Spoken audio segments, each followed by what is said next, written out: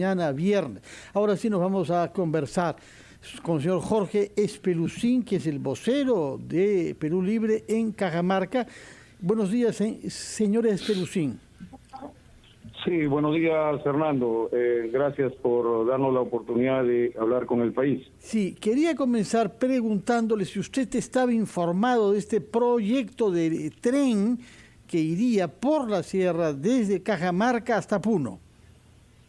Bueno, todos los acuerdos se toman en consenso y todo lo que ha dicho el maestro y presidente ya formalmente proclamado, Pedro Castillo, es producto de los acuerdos, de los debates tanto técnicos como políticos e históricos de una agenda que el país urge resolver.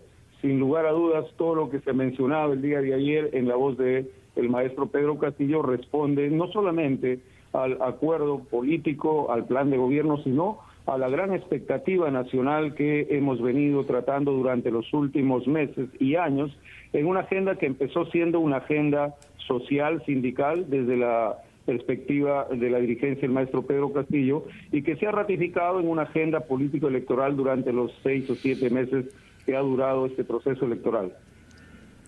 Sí, ¿cómo está? Muy buenos días, señor Espelucín. Yo quisiera Mónica, ir... ¿Cómo le va? ¿Qué tal? Felices fiestas. Yo quería ir a uno de los temas que probablemente poco se ha resaltado, pero me parece interesante porque define una mirada sobre la desocupación y el desempleo y sobre todo de la gente joven, ¿no?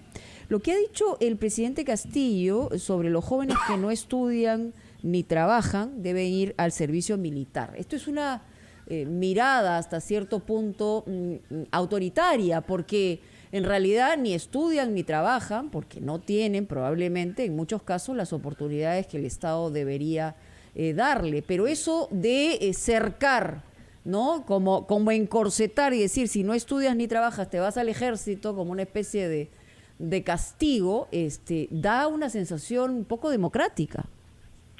No, Mónica, yo creo que hay que ver en el real contexto lo que se ha planteado. El maestro también ha dicho que vamos a proponer el servicio militar voluntario. Partiendo de ahí, no ha dicho van a ir sí o sí, ha dicho que el ejército o las Fuerzas Armadas o el servicio militar está abierto a una posibilidad no solamente de acuartelamiento, sino a una posibilidad de capacitación y formación técnica, que es lo que tenemos que reforzar. Pero eso hay hoy, ¿no? ¿Cuál sería la diferencia? Porque si es así como invitación, ¿cuál sería la gran diferencia entre lo que ha dicho ayer el presidente ante el Congreso al asumir el cargo y lo que hay en este momento como posibilidad? Eso, lo que ha planteado el maestro Pedro Castillo es el reforzamiento de las funciones de este proceso del servicio militar. Es importante remarcar que usted acaba de decir algo también y hay que darle la real importancia al mensaje.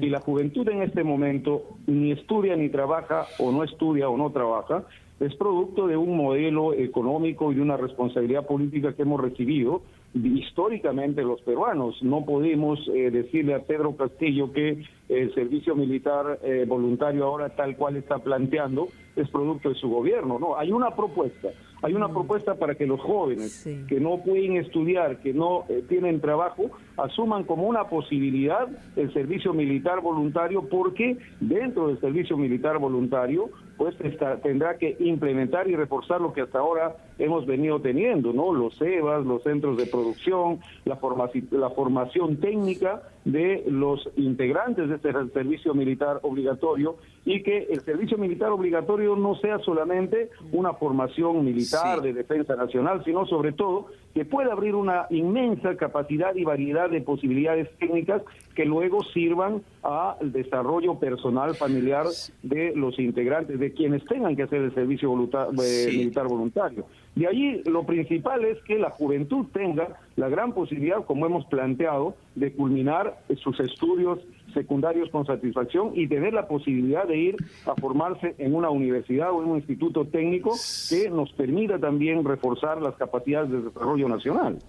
Señor Espelucín, hay otra propuesta muy polémica es la de incluir a las rondas campesinas dentro del sistema de seguridad ciudadana en el país. No sé si para plantear esto se ha hecho algún estudio o análisis sobre la viabilidad, viabilidad de esta propuesta desde el punto de vista técnico, de qué forma se complementaría la labor de las rondas con la Policía Nacional. Le pido por favor que nos espere un minuto, tenemos que ir con nuestros anunciantes y después... Tu música urbana.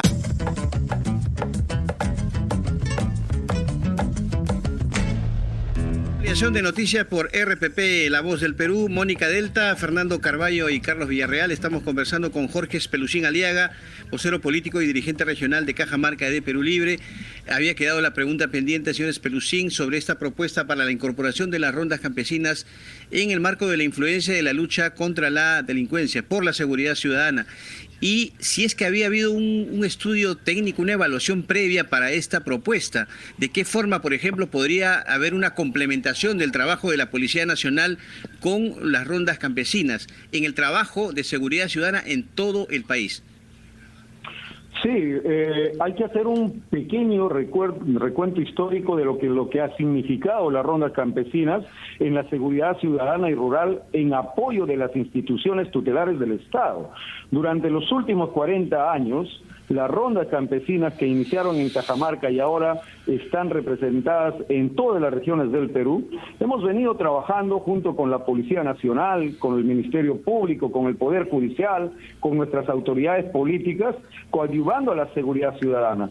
En Cajamarca hemos tenido y seguimos teniendo una experiencia exitosísima respecto a la seguridad rural que no solamente propone la vigilancia de nuestras propiedades, sino que en los últimos años nos hemos convertido en propuesta de desarrollo de nuestros pueblos y siempre hemos estado y actuado dentro del marco de la ley. Por tanto, creo que el anuncio del maestro Pedro Castillo el día de ayer ratifica el reconocimiento que debemos tener los ronderos respecto a una propuesta de justicia extraordinaria que debe ser incorporada e institucionalizada y tal cual lo ha reconocido el día de ayer el presidente Pedro Castillo para hacer el soporte de seguridad que la policía, que órganos como los serenazgos municipales con quienes hemos venido trabajando de manera conjunta, del Ministerio Público y del Poder Judicial, completen esta propuesta de seguridad que necesitamos últimamente. Pero ¿cómo se van a complementar? O sea, la labor y alcances de la labor de la policía, de los serenazgos con las rondas campesinas. ¿Cuál va a ser el trabajo conjunto? O sea, repito, ¿cuál va a ser ese complemento? Bueno, el complemento está ahí en la práctica. Revisen ustedes la historia que hemos desarrollado desde las rondas campesinas y en el proceso de vigilancia, en las rondas urbanas últimamente, en donde hemos podido controlar la delincuencia, la corrupción, en donde hemos dado seguridad a todos los eventos, a todas las instancias sociales que se desarrollan, necesitan ser reconocidas. No es posible que en los últimos gobiernos los gobiernos hayan asumido a través de actitudes políticas una actitud contraria a lo que significa la manifestación social más importante del país respecto a la seguridad campesina y a la seguridad ciudadana. Nosotros entendemos que, y lo hemos vivido, que las debilidades, las falencias, las carencias que ha tenido el Estado respecto a la implementación de seguridad a través de la Policía Nacional, a través del Ministerio Público y del Poder Judicial, han sido llenadas, han sido fortalecidas por la presencia de las rondas campesinas. Y allí ese gobierno tiene que dotarle, como ya se ha dicho, no solamente de el reconocimiento, sino de logística y presupuesto que está bien detallado en el plan económico y en el plan de reactivación económica para que nuestras rondas campesinas que hasta ahora su punto de vista de manera voluntaria lo hagan ahora con el reconocimiento que siempre hemos pedido como autoridades de nuestras comunidades. Señor Espelucín, simplemente quería que nos precise algo. En este momento en la ciudad capital de Cajamarca hay rondas campesinas que actúan por la seguridad.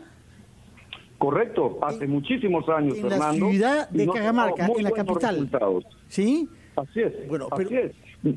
¿Y responden a la policía o no responden a la policía?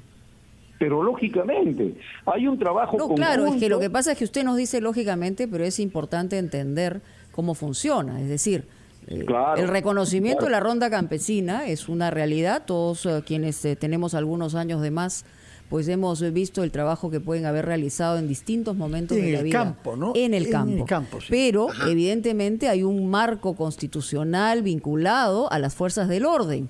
Entonces, ahí es donde hay signos de interrogación, señor Spelucin. Bueno, en Cajamarca, respondiendo a su pregunta, tenemos las rondas urbanas y campesinas que hace más de 20 años que han sido formadas y propuestas como parte del control ciudadano. Y lo que tiene que hacer, y entendemos, y esa es la propuesta, que tiene que hacer el Estado y el gobierno, es reconocer las funciones de cada uno y complementarlas. No tenemos por qué confrontar desde las rondas campesinas con la policía, con Serenazgo, con el Ministerio Público, el Poder Judicial. Más bien podemos complementar un proceso de unidad que nos permita controlar la inseguridad ciudadana. Ustedes todos los días difunden noticias, información que tiene muchísimo que ver con la inseguridad ciudadana. Sin duda, pero hay noticias también que tienen que ver con abusos cometidos por rondas campesinas, por ejemplo, sobre temas familiares, sobre el alcohol y sobre cosas de ese tipo, que generan también inquietud. Al mismo tiempo, hay un tema presupuestal, porque si se invierte dinero en formalizar a la ronda campesina, no habrá el dinero necesario para la Policía Nacional, de manera que el dinero no es ilimitado. Pero en todo caso, hemos comprendido su punto de vista, tendremos ocasión de profundizar sobre este tema. Muchas gracias por lo que nos ha contado usted sobre Cajamarca y sobre su punto de vista respecto de las rondas campesinas. Nos vamos entonces a conversar ahora sobre temas de salud pública y lo vamos a hacer con el decano del Colegio Médico del Perú, doctor Miguel